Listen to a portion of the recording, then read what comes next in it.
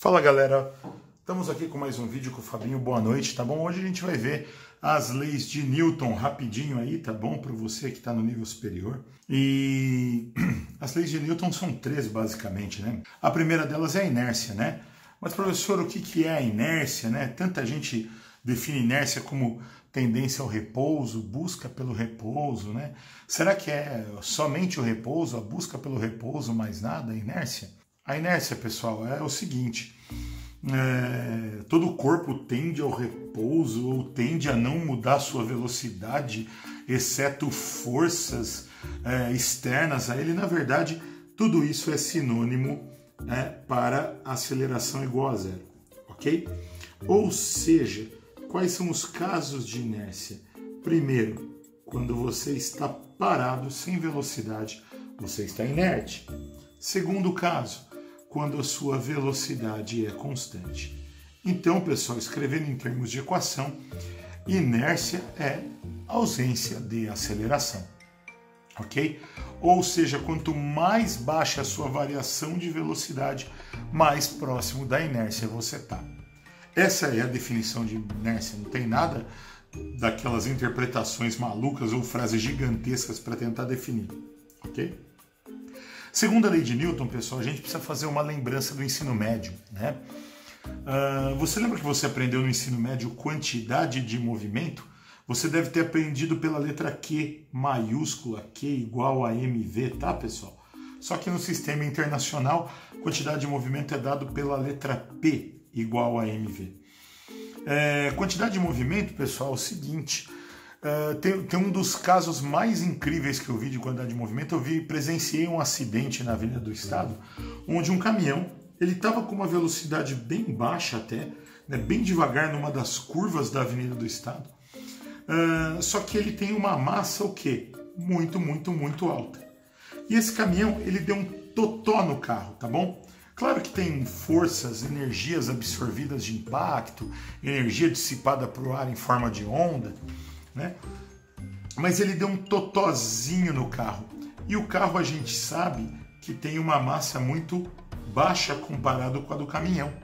Então a velocidade que o carro desenvolveu foi alta. Então ele deu um totozinho e blum, jogou o carro na água, né? O caminhão deu uma batidinha, não conseguiu brecar, né, naquele trânsito intenso e bum, deu uma batidinha, um totozinho, e toda a massa do caminhão converteu-se em velocidade no carro, né? Então, esse exemplo é muito corriqueiro.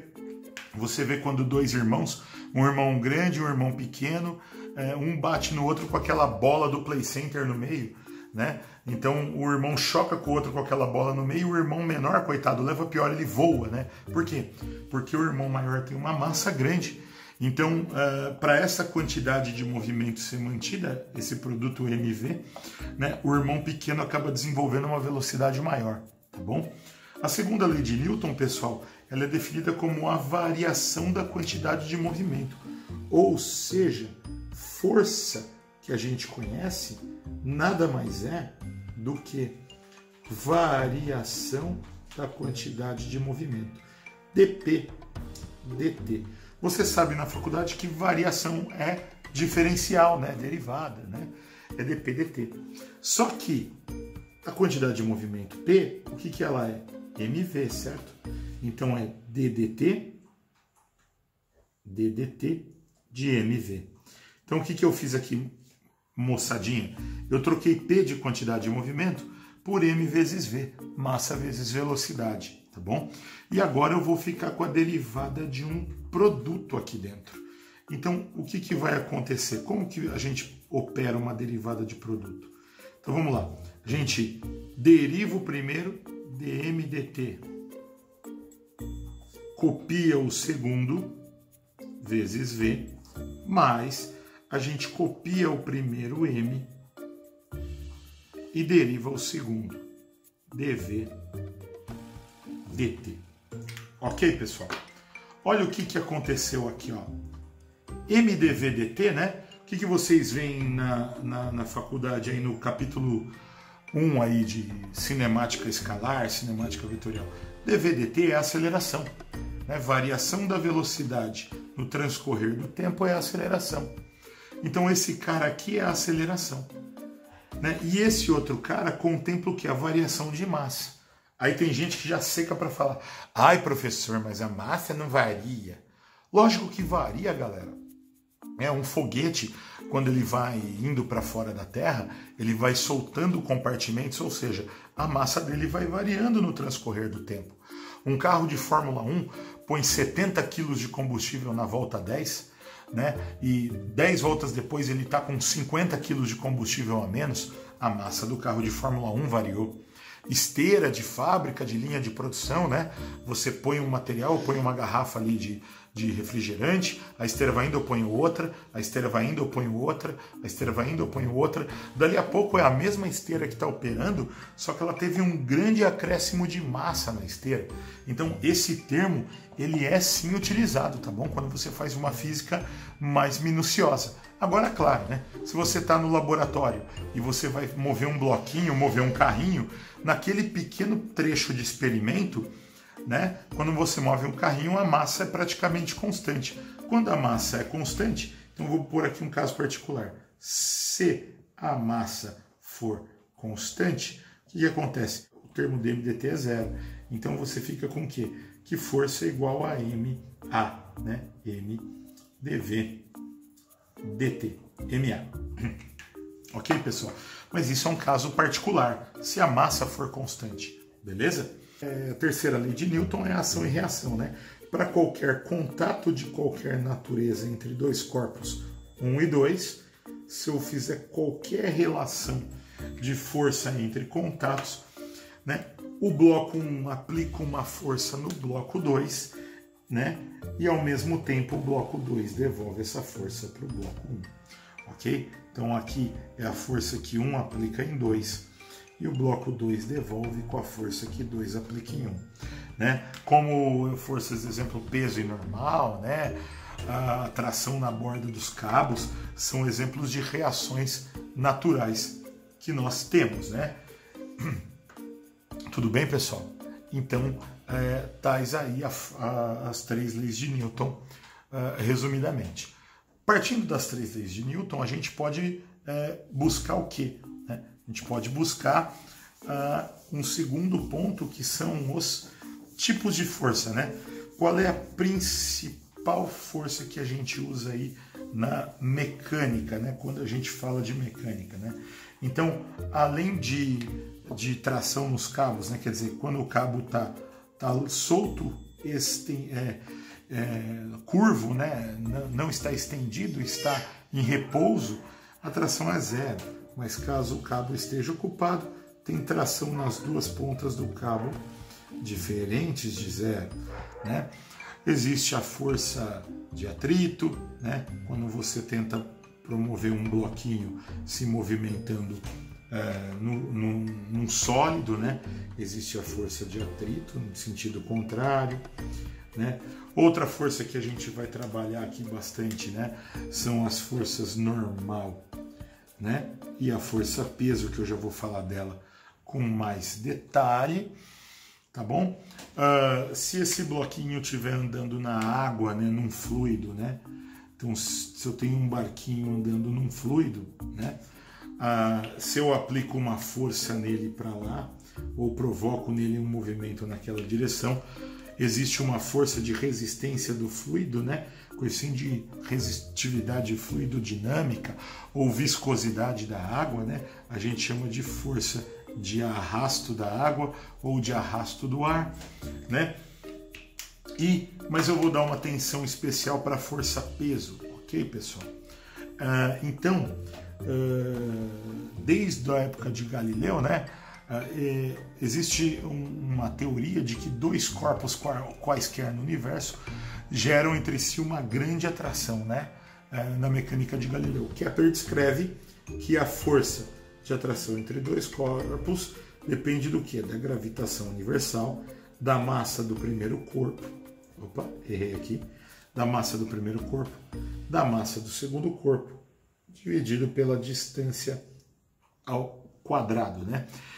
Inclusive, quando Galileu propõe esse estudo de atração entre corpos, quando Kepler propõe o equacional disso, né, existe uma briga muito grande sobre a prova disso, né? Inclusive um cara chamado Cavendish, ele fez o cálculo das constantes, ele testava as constantes em laboratório, né? E a constante de gravitação universal, né, para a gente, para a nossa galáxia, aí é 6,67 10 a menos 11 Newton metro quadrado, né, por quilograma quadrado, ok? Esse é o nosso G. E o pessoal fez até algumas brincadeirinhas, alguns deboches, né? Porque pensa só, né? Qual que foi o comentário da época, né? Nossa, que grande força de atração é essa, né? Se esse G aqui, ó, é da ordem de 10 a menos 11, ó, ele é, arredondando, 7 vezes 10 a menos 11, vamos imaginar duas pessoas de 100 quilos, 10 ao quadrado quilos, né? 100 quilos, tá bom? 100 quilogramas, 10 ao quadrado, estejam separadas a 1 metro de distância. Nossa, que grande força de atração é essa, né? Ó, é uma força de 7, 10 a menos 7. Ou seja, isso aqui é uma força de atração pequena, ridícula, né? Ridícula. O pessoal fez até piadas na época, né? Ridícula de pequena. Nossa, que grande atração que vai ter duas pessoas de 100 quilos a 1 metro de distância, né? Isso porque nem todo mundo tem 100 quilos, né? Então, gerou-se aí um comentário, né? Uma discórdia, aí, uma briga, né? Sobre isso. Tá? Só que se você tratar como a sua massa em relação à massa da Terra, aí o negócio ganha uma proporção bacana. Ó.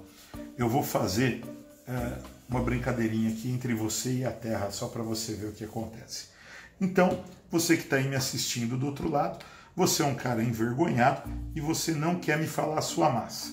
Então eu vou pôr aqui, ó, a sua massa é M. Porque você é uma pessoa que tem vergonha e não quer me falar a sua massa. Normal, eu também tenho vergonha de falar a minha, tá bom?